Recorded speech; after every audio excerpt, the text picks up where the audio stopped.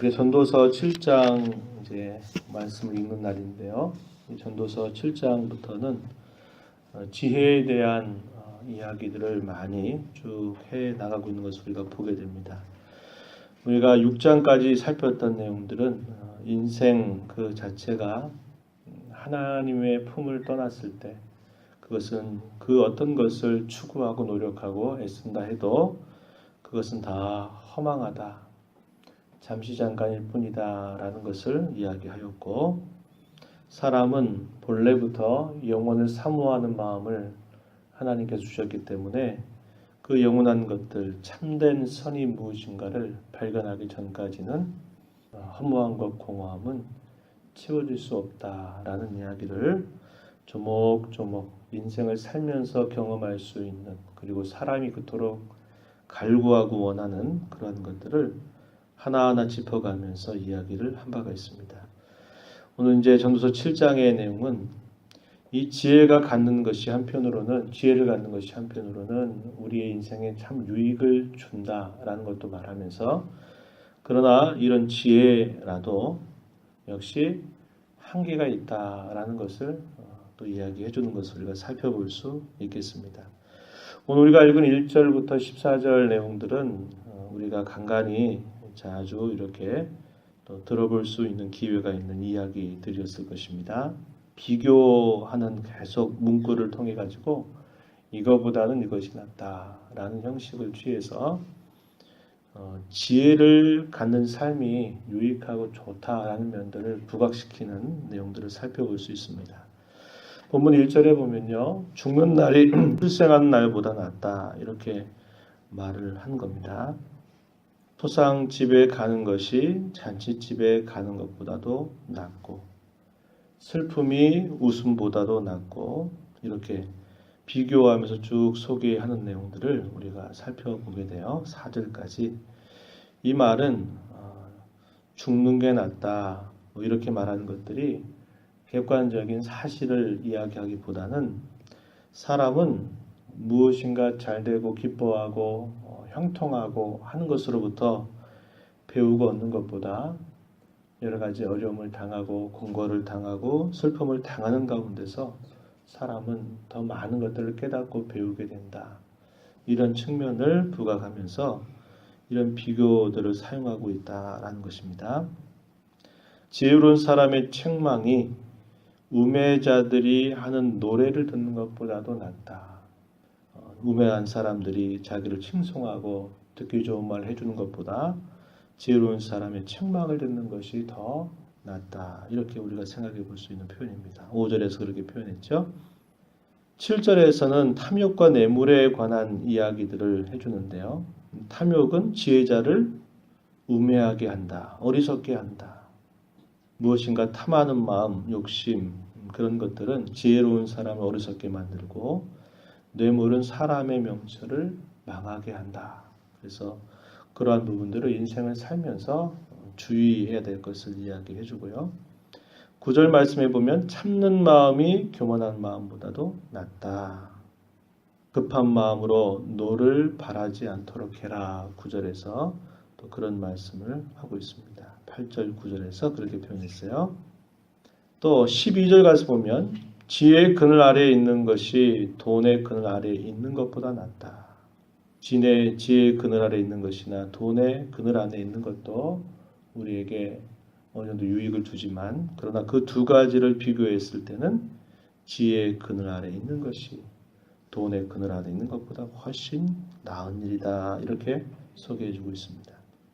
그래서 이런 계속적으로 대조되는 그런 두 가지 일들을 비교하면서 지혜자의 삶이 어떠한 삶이어야 되나 하는 것들을 이야기해줘요. 그러나 13절에 한번 가서 보시면 뭐라고 표현하냐면요. 7장 13절 가서 보면 하나님께서 행하시는 일을 보라. 하나님께서 굳게 하신 것을 누가 능히 곧게 하겠느냐. 이것은 우리가 쭉 읽어오는 그런 말씀 중에서 여러 차례 확인하는 내용이죠. 하나님이 행하시는 일들을 사람이 어떻게 그것을 바꿀 수가 없다. 3장에서도 하나님이 시와 때를 이렇게 하나님이 결정하셔서 이런 대조되는 여러 사건들, 또 그런 사건들을 만나는 사람들이 주관적으로 느끼는 어떤 감정이나 그런 느낌, 그런 것들도 상호 대조적으로 표현이 되어 있고, 그런 다양한 묘사들을 통해서 사람은 자기가 자기의 미래를 알 수 있는 자가 아니고 미래를 알 수 없는 자고, 그 모든 일들은 하나님이 친히 주관하시는 일들이다. 이 사실을 우리가 살펴본 바가 있는데, 여기서도 그렇게 이야기하죠. 하나님께서 행하시는 일을 보아라. 하나님께서 굳게 하신 것을 누가 능히 곧게 하겠느냐. 하나님이 행하시는 일들에 대해서 우리가 그것을 어떻게 할 수 없다. 하나님의 그 주권에 관하여서 여기서 표현을 하였고, 하나님은 인생 가운데서 두 가지 면들을 하나님이 주신다 이야기합니다. 14절 말씀에 보면 한편으로는 형통이라고 하는 것, 또 한편으로는 공고라고 하는 것을 병행하시면서 사람의 앞길을 알 수 없도록 하셨다. 이 말은 하나님이 우리 미래에 관계된 일들을 그분 안에 감추어 두셨다. 하나님이 이것을 우리에게 알려주시지 않는다라는 겁니다. 그렇게 측량할 수 없는 우리 미래사의 관계에서 하나님은 주권적으로 행하시는 분이고, 그 하나님 앞에서 우리가 경험할 수 있는 것은 때로는 형통하며 때로는 공고함이다. 이런 두 가지 일들을 병행하게 하면서 우리의 인생을 이끌어 가신다라고 이야기합니다. 그래서 형통한 날에는 기뻐하여라. 14절. 공고한 날에는 되돌아 보아라. 우리에게 하나님이 말씀하시는 것이 이것입니다.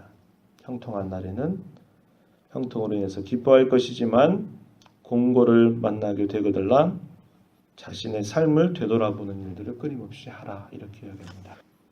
그래서 우리의 인생 속에 하나님이 우리의 미래에 관계된 일들을 그분 안에 감춰 두셨기에 우리는 그분의 하는 일들을 알려고 해도 알 수 없는 일이고, 하나님 우리 인생 속에 보여주신 일들 앞에 우리가 가장 합당하게 잘 반응하면서 살아가는 것이, 그것이 지혜로운 삶이다라는 것을 우리는 보게 되는 겁니다.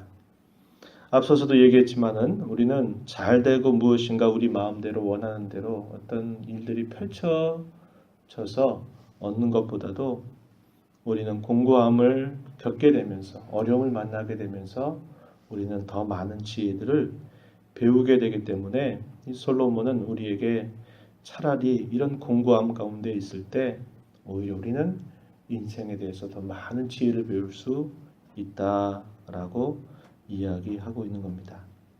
이하의 그 말씀의 내용들을 보면은 솔로몬은 불의한 현실들을 주목합니다. 15절 가서 보면요, 이렇게 표현했어요. 내 허무한 날을 사는 동안 내가 그 모든 일을 살펴보았더니 자기의 의로움에도 불구하고 멸망하는 의인이 있고 자기의 악행에도 불구하고 장수하는 악인이 있더라. 이렇게 이야기합니다. 의인인데 멸망한다 이렇게 표현했고요. 악인인데 장수한다. 모순적인 현실을 주목하는 겁니다. 세상을 살아가는 사람 속에서 우리의 생각은 어떻게 되나요? 멸망하는 악인, 장수하는 의인, 이렇게 돼야 되는데 그렇게 되는 게 아니라 삐딱하게 보이는 그런 현실들을 주목하는 거죠. 그러한 세상을 살아가면서 이렇게 말하는 겁니다. 16절, 17절 보면요. 지나치게 의인이 되지도 말며 지나치게 지혜자도 되지 말라. 어찌하여 스스로 패망하게 하겠느냐. 17절, 지나치게 악인이 되지도 말며 지나치게 우매한 자도 되지 말라. 어찌하여 기한 전에 죽으려고 하느냐. 그래서 서로 이것도 대조적인 그러한 이야기를 하고 있습니다. 지나치게 의인도 지혜자도 되지 말라라는 이 말은 또 문자적으로 우리가 잘못 오해해서는 안 되는 표현인데요. 지나치게 의인, 옳게 사는 것도 그것도 잘못되고 또 지나치게 나쁘게 사는 것도 안 좋고 그냥 그럭저럭 살아가라 그런 뜻을 말하는 게 아니고, 여기서 말하는 것은 자기의 의로움을 가지고 자기의 의로움을 드러내면서 그 자기가 가지고 있는 지혜를 가지고 현실적인 문제를 다 풀어가겠다라고 말하는 것에 대해서 한편으로 경고하고, 또 반대로 아유 이렇게 해도 저렇게 해도 안 되니 그냥 악인처럼 살고 말리라 이렇게 말하는, 불의하게 악인처럼 살아가겠다고 하는 그런 생각들도 해서는 안 된다. 그래서 이러한 양쪽의 극단을 피할 수 있는 유일한 길이 있다면 그건 뭐냐? 18절에 보면 뭐라고 그랬나요? 오직 하나님을 경외하는 것만이 두 가지의 이런 극단들을 피할 수 있다. 하나님을 경외하는 것을 통해서 이렇게도 치우치지 않고 저렇게도 치우치지 않고 바른 길을 걸어갈 수 있다라고 이렇게 이야기해주고 있습니다. 뒤에 23절, 24절 가서 보면요. 내가 이 모든 것을 지혜로 시험하며 스스로 이르기를 내가 지혜자가 되리라 하였으니 지혜가 나를 멀리하였도다. 이미 있는 것은 멀고 또 깊고 깊도다. 누가 능히 통달하랴. 지혜를 가졌던 솔로몬은 더 많은 지혜를 얻으려고 갈구하고 더 애를 많이 쓰지만 그렇게 하면 할수록 어떻게 된다고 말해요? 지혜가 나를 멀리 하였다. 이렇게 고백을 했어요. 이미 있는 것은 멀고 또 깊고 깊도다. 누가 능히 그것을 통달하겠는가. 이렇게 이야기합니다. 그래서 지혜로운 삶 자체가 우리에게 주는 유익이 있지만 이런 지혜 자체도 우리에게 진정한 것을 만족시켜주지 못함을 이야기합니다. 그 근본적인 이유가 뭔가? 20절에 보면 선을 행하고 전혀 죄를 범하지 아니하는 의인은 세상에 없기 때문이다. 이런 말이 있고, 마지막 절 29절 보면요. 내가 깨달은 것은 오직 이것이라. 곧 하나님은 사람을 정직하게 지으셨으나 사람이 많은 꾀들을 낸 것이다. 인간의 죄와 부패와 타락의 현실 때문에 아무리 그 지혜를 우리가 갈구하고 한다 하더라도 그 지혜도 여전히 한계를 가지고 있다. 이렇게 이야기하고 있는 겁니다. 결국 이 전도자가 계속 말하려고 하는 게 뭐냐? 결국 하나님 앞에 나오기 전까지는, 하나님 앞에 서기 전까지는, 그분과 올바른 관계를 맺기 전까지는 우리의 인생의 걸음은 제대로 걸어갈 수 없고 제대로 인생답게 그 목적과 방향을 가지고 살아갈 수 없는 그러한 존재다라는 것을 이야기하면서 하나님을 경외하는 것을 이렇게 강조하고 있음을 우리가 살펴보게 되는 겁니다. 하나님을 경외하는 일, 그것은 우리 인생의 최고의 일이고 가장 귀한 일이고 또 가장 어떤 면에서 가장 소홀히 여길 수 있는 일이기 때문에 우리가 이런 말씀들을 보면서 항상 하나님의 주권 앞에서 겸손하게 가면서 하나님 우리에게 보여주시는 그분의 뜻 앞에 가장 올바르게 가장 합당하게 반응하며 살아가기를 힘써가는 그런 삶이 되기를 진심으로 바랍니다. 하나님 아버지 감사합니다. 이 새벽 시간에도 저희들을 인도해 주셔서 주님 앞에 나와서 오늘도 찬송하며 말씀 듣고 기도함으로 이 하루를 주 앞에 시작하게 하심을 감사합니다. 이렇게 시작하는 저희의 첫 하루의 시작과 더불어 오늘도 이 하루에 저희들의 살아가는 모든 삶 속에서 하나님 앞에 말씀을 들은 자로 그 말씀을 우리 가슴에 간직한 자로 살아가는 저희들의 삶이 되도록 인도하여 주옵소서.